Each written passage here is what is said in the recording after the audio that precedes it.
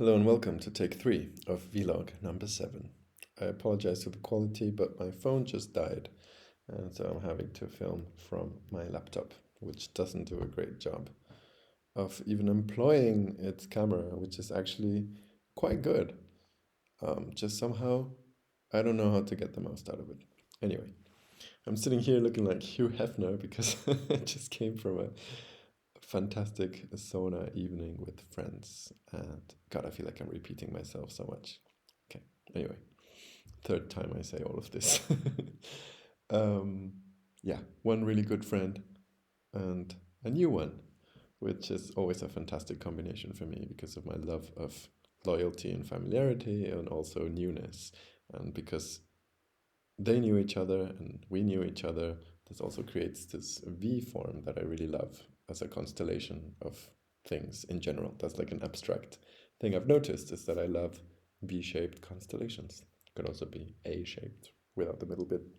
However you want to look at it. It could be a straight line, but that's not so illustrative. Anyway, so we had a very teenagey type night where we just then laid on this big bed and talked about anything and everything. And the thread running through the whole conversation was happiness, mainly, I would say, with sprinkles of mindfulness, um, yeah, personal histories, psychology, even the zodiac signs. And there's a fun fact, a fun thing I wanted to say, which is the only reason why I even consider zodiac signs having an impact on our personality is because I really do believe to have seen it in people I know, and I'm very aware of all the psychological biases that can lead to that, and all the arguments against it. But still, I feel like I really do see it, and I'm good at patterns. So that's the one thing where I'm still trying to transcend my subjectivity and figure out like how objective am I being. And B, simulation theory. And that's a really fun connection because um, it's the only thing that makes sense as an explanation, is to say whoever programmed this reality, at some point they were like, okay, we need more factors as a basis from which we can randomize the personalities of the trillions of consciousnesses that are going to inhabit this thing we're creating. Like, what else can we have? We've got 4 temperaments. Good. We've got cultures. What else can we put in the mix? And then at some point they were like, just do the months, bro. So they did the months. And that's like part of the basis on which to spin off the randomizing formula and create every individual. Anyway, so what we were talking about was really inspiring to me, really enlightening, because I've actually kind of been researching accidentally, is what people like me do. Like people like I do, yes. We just kind of go off on some interest and start to semi-obsess about it in the background of whatever else we're doing. And so yeah, it's been happiness's turn again.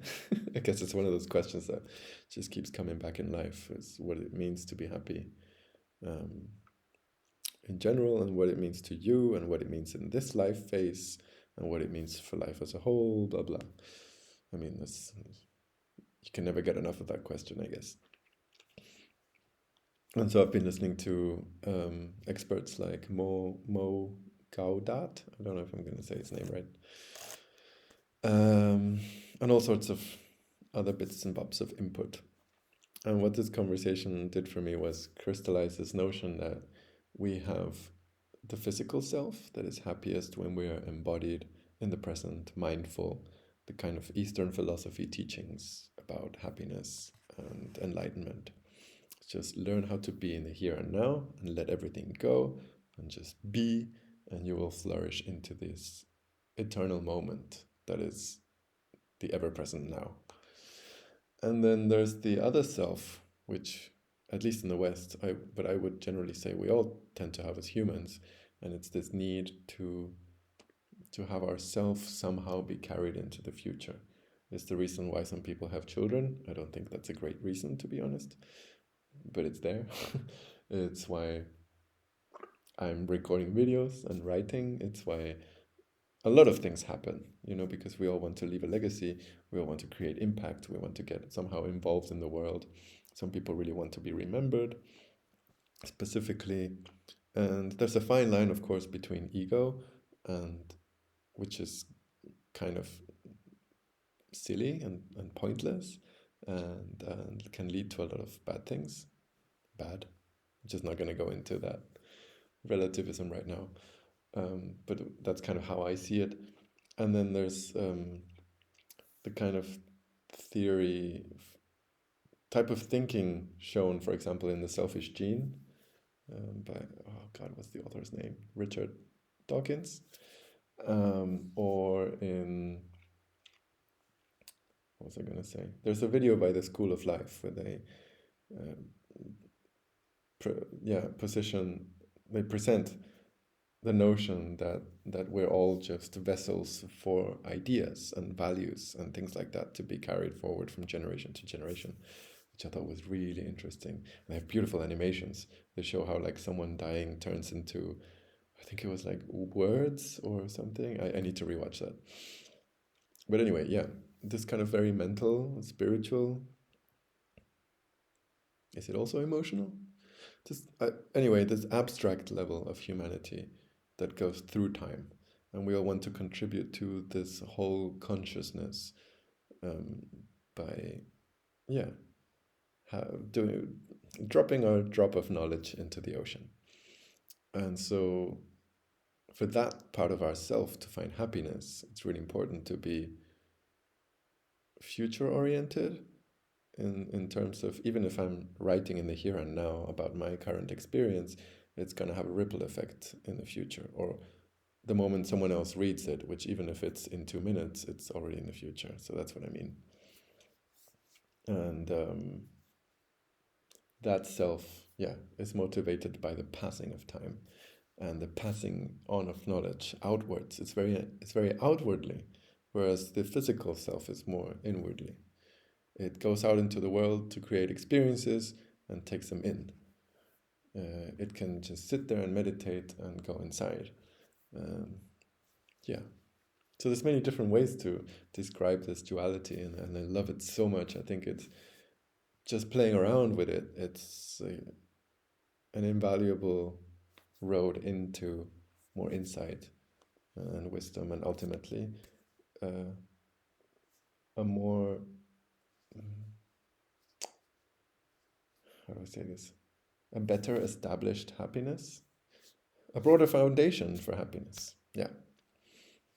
So I feel like a wise man talking here in my robe.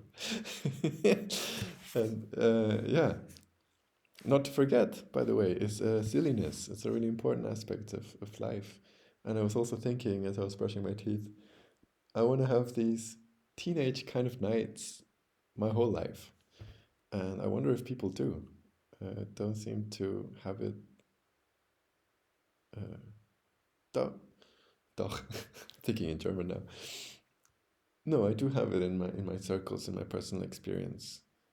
But I don't know what's the defining factor. Is it just character, whether you stay young at heart for all your life, or is it maybe also something like hormones and diet and whatever else might be influential there? But in any case, I really want to stay this young at heart and mind forever. And I think carrying your inner child and your inner teenager with you is absolutely essential for a great life. Yeah.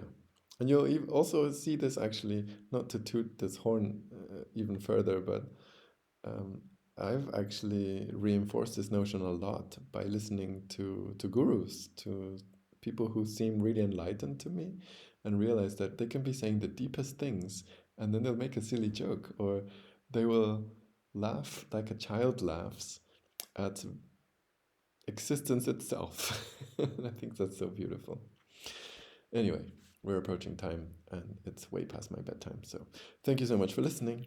I hope this helped you a little bit on your own path to enlightenment. And I'll see you in the next one. Take care.